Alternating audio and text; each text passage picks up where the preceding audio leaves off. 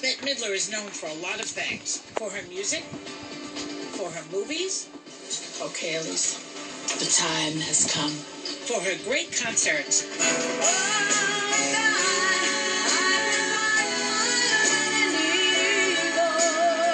But more than anything else, Bette Midler is known for her subtle, understated, ladylike sense of fashion. I'm happy to welcome the one and only Bette Midler. Yay! I'm wearing black. You're wearing black, me too. Yeah. You're very demure today. We are. We're selling. So, before we get to the costumes, because I know you're auctioning off 40 years worth of costumes that you wore over and these. sets and memorabilia And furniture, I see in here, and too. furniture, yeah. And all sorts of stuff. Yeah. But we're going to get to that. But before that, I heard that you have a herniated disc. I do. How did you, is it bad? And where is it? I have it it's in my neck, 4 and 5, between it's C4 and C5, as they say, and it's quite painful. When it first happened to me, I couldn't raise my arm above this. Get that shot.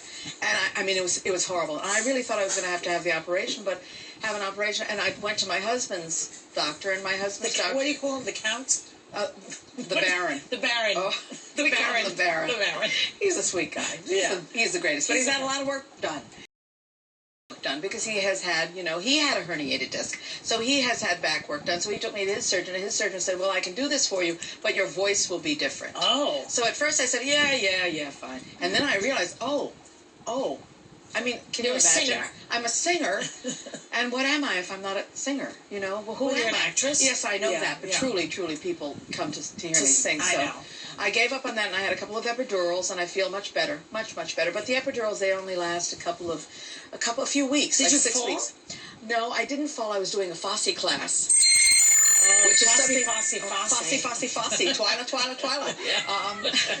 And I hurt my neck. Great scenes from. I still do it. I'm still quoting it from Birdcage. Birdcage.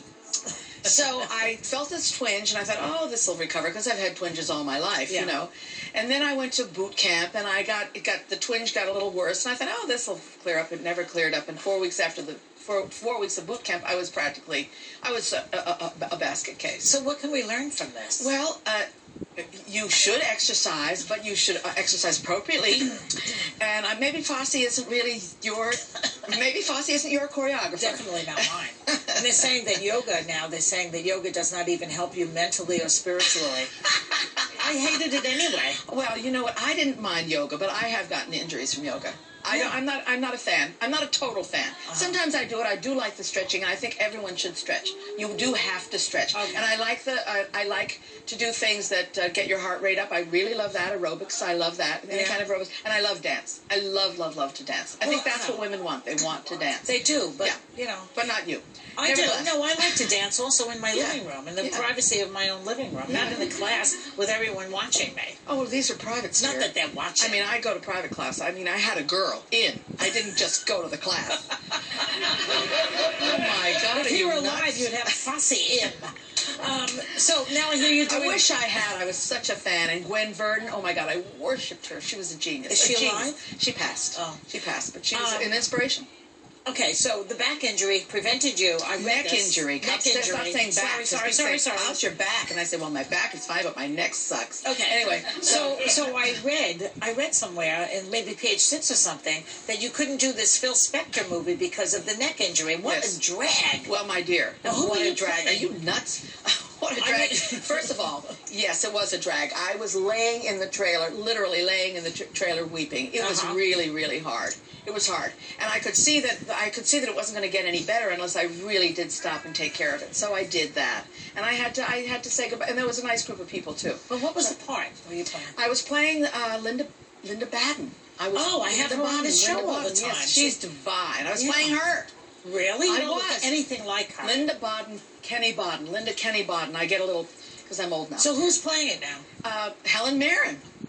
Stop it. I swear to God. From Bette Midler to Helen Mirren? Please. Oh, my God. Can you imagine? What do you mean, oh, my God? With Helen Mirren. Sharon and Linda Barton and Bette Midler. The whole picture is You'd be spectacular. amazed at what a wig. You'd be amazed at what a wig can do, what a hairdo can do. I think they hired me actually because they saw me, with my hair and in the way that Linda wears her hair. And I thought, I think that's why they hired me. Wow. Because I met her subsequently. I've had, been to the house. I saw the photographs. I met the husband who I adore. Yes. We've been to dinner. I really liked her, so that was great. I made a new friend. Okay, now let's talk about the New York Restoration Project. Yes. Which you are into, preserving the New York City parks.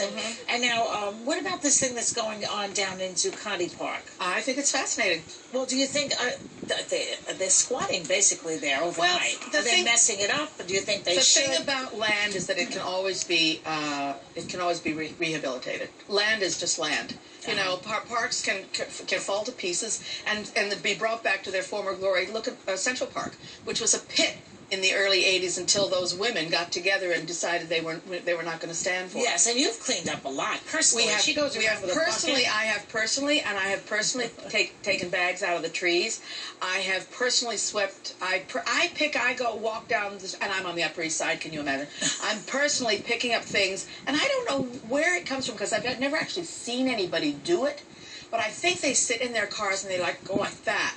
And then the garbage lands, and then they pretend they didn't do it. That's right. Because I've never seen anybody do it, actually. I've only just seen the plop on the sidewalk. But people are protesting down there. They're saying that there are no toilets. Which, you mean the families? The families around Zuccotti Park don't they should chip in and buy some toilets. Toilets are cheap. Porta potties are cheap. Excuse me, I'm sorry. Let's not get into that. I don't want to be nailed because I said porta potty. I'll send the porta potties down. Okay, that's a good idea. You should send the porta potties. Don't put me in this with you. Well, don't put me in this with you. Let me tell you something. Sigmund Freud did not want to come to the United States and live because there were no pissoirs here. Porta potties. You know what? My husband says the same thing all the time. There are no public toilets. There are no public toilets. Where was he born?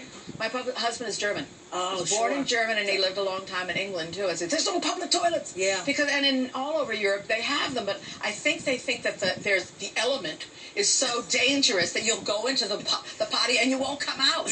You'll live in it. You'll just live in there.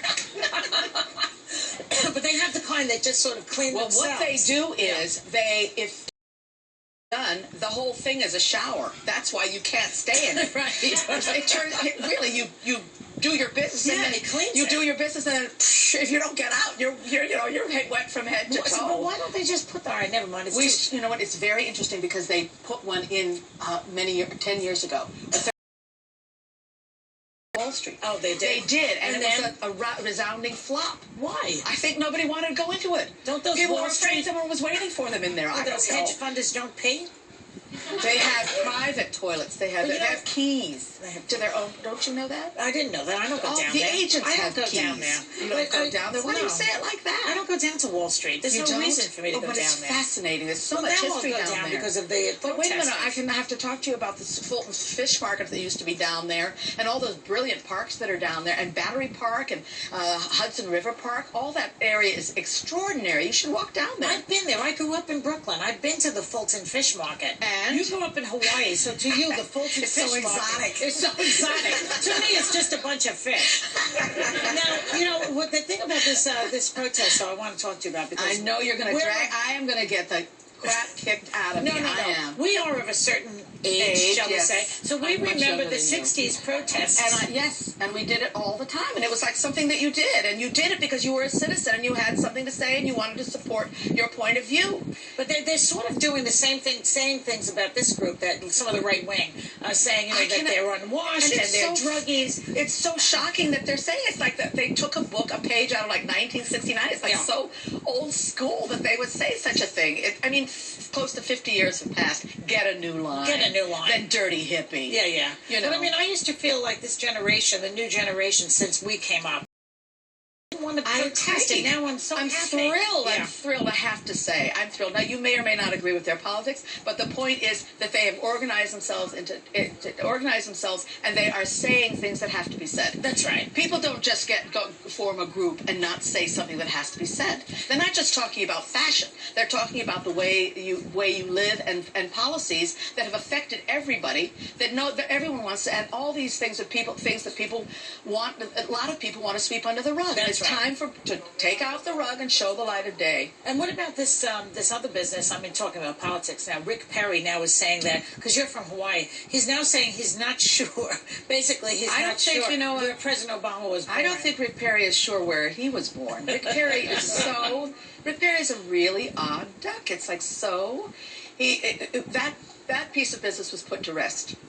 He showed them the birth certificate. I mean, it was they reduced him to that indignity, something that no sitting president has ever had to do. And I, for one, was completely ashamed to be an American at that time. I thought it was absolutely disgusting. Even Karl Rove is reprimanding Rick Perry at this point. Well, Rick Perry has executed more people than anyone has executed down there in Texas. And he also presided over the worst wildfires in the history of wildfires in our country. And then he cut the firefighters. Yeah. He cut the firefighters. He also doesn't believe, basically, in climate change.